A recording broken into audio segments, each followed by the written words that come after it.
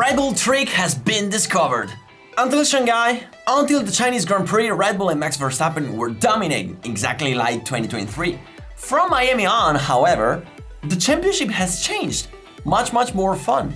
What if the FIA had forced Red Bull to eliminate a component that gave them a big advantage? What am I talking about?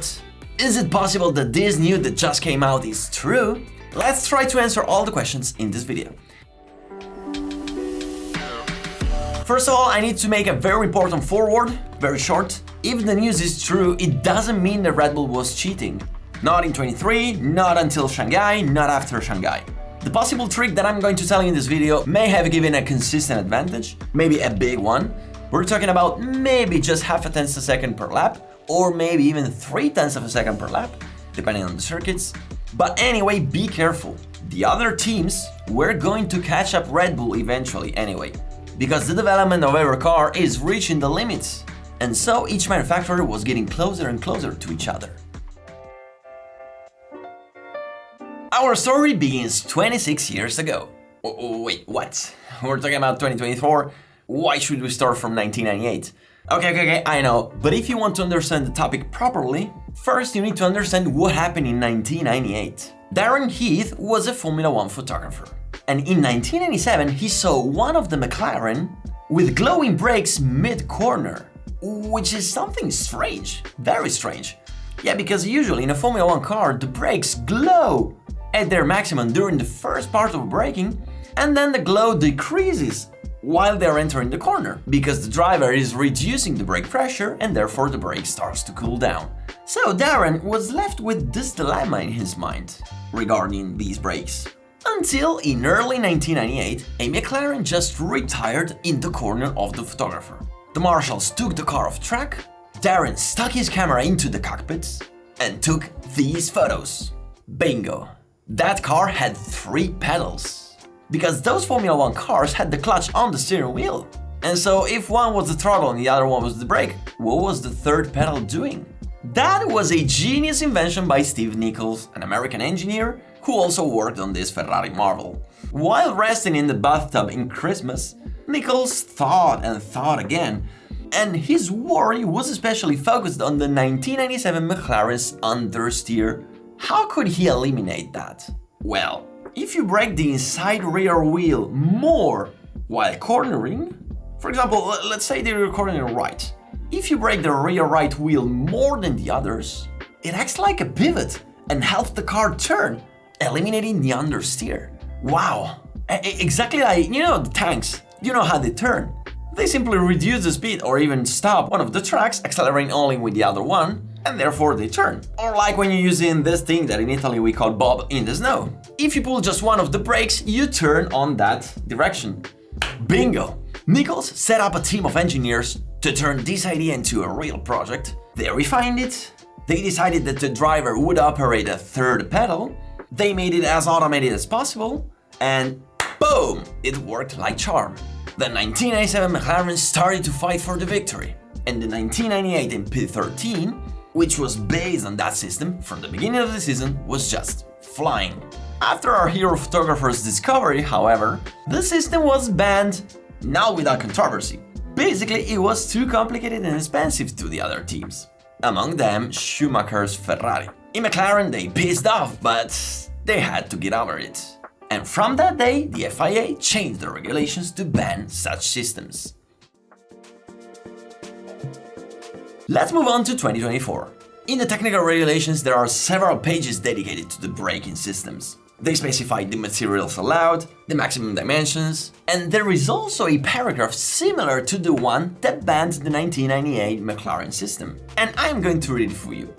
Any power device other than the system referred in Article 11.6, which is the brake-by-wire, which is capable of altering the configuration or affecting the performance of any part of the brake system is forbidden. In essence, the FIA bans systems like ABS or any active system that controls the balance of the braking.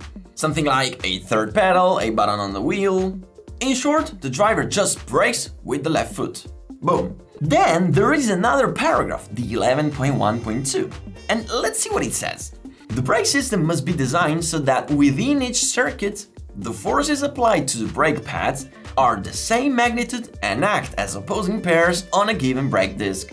Now, this article is very important because what does it say?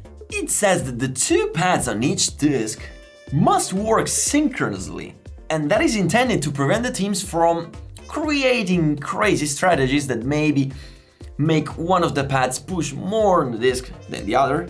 This thing may sound like science fiction, but you know, in Formula 1, they can invent any type of things. Okay, cool, interesting, but where does all this chaos related to Red Bull comes from? Time has come to find out. So we're about to find out the Red Bull trick. I just want to tell you, after this video, go check out my racing videos on this channel. I'm a racing driver, I do so many cool racing videos, and also don't forget to subscribe. On July 31, 2024, the FIA changed the regulations. And this is strange, very strange, because usually, during the season, if the FIA needs to change some interpretations of the regulation, they do it by using the technical directives. For example, do you remember the TD039 from 2 years ago? These directives are letters distributed to every team, and basically they say something like, hey, we just discovered that some of you were putting the brown sugar in the cake. Okay, in the regulations we just said sugar, but we meant white sugar. So from now on nobody can use anymore the brown sugar, okay? Don't do it. Next year we will change the regulations. Okay, just replace cake with car and sugar with components. Boom. What's curious is that this time they changed the regulation mid-season. They didn't wait until the next season. And I just want to remind you that if a car does not comply with the regulation, it's disqualified. So what did they change? They changed exactly the article 11.1.2 and they added this part in red. Any system or mechanism which can produce systematically or intentionally asymmetric braking torques for a given axle is forbidden. Now, what does this mean? It means that at both front and rear, the two brakes, the right and the left, must brake always with the same force. There can be no systems, even passive, that circumvent this rule. And the third pedal in the McLaren 1998 was doing exactly this job. But the FIA banned only the active systems that could achieve this cleverness. This means that there was a gray area in the regulations, because there was nothing explicitly banning passive systems, which means systems not controlled by anyone, or by any ECU or electronics. And I don't know if you know it, but in Formula 1, if something is not explicitly forbidden, it means it's allowed. And this is exactly the opposite from the championships that I race. Because in my championships, where all the cars are identical, the regulation states what you can do. And it states that anything not written in the regulation, you can't do. In Formula 1, it's the opposite. For example, the regulation states what you can and what you can't do, but all the things that are not explicitly forbidden, you can do them. That's because in Formula 1, every manufacturer is free to design the car the way they want. So, who would notice this gray area? Red Bull. The scoop just came out a few days ago by Paolo Filisetti and was published in the website Racing News 365. Filisetti, for those who don't know him, is an Italian technical journalist for Gazzetta dello Sport or Autosprint, among the others. And according to the scoop, Red Bull was using an inertial valve, which means a passive component capable of distributing braking torque asymmetrically. And let's try to understand how an inertial spring works. And we'll do so thanks to the drawings posted on X by Craig Scarborough, which is not just a random guy, but he's the F1 TV technical expert, so if he trusts the news, well, it means it might be really true. The brakes in a Formula 1 car act exactly like any road car. There is a circuit with the fluid inside, which is putting pressure by a pump, and when the driver brakes, he simply pushes the fluid towards the braking calipers that with the brake pads bite the disc, therefore braking the wheel and slowing down the car. Now, if you somehow manage to distribute the fluid more on one side compared to the other, it means that you will be braking more the wheels on that side. And so you can achieve the asymmetrical braking capable of making the car turn better, like the McLaren 1998. This is exactly where the inertial valve comes in. Inside this valve there is a tiny mass tied to a spring, When the car starts to turn, the G-forces push the mass towards the outside. So more fluid toward the inside wheel, and therefore more braking force towards the inside wheel. The spring is used to control the mass movement, to bring it back toward the center when the car goes straight, and of course to calibrate the mass. And just a little caution for those of you experts in vehicle dynamics, such a system will be a disaster to control.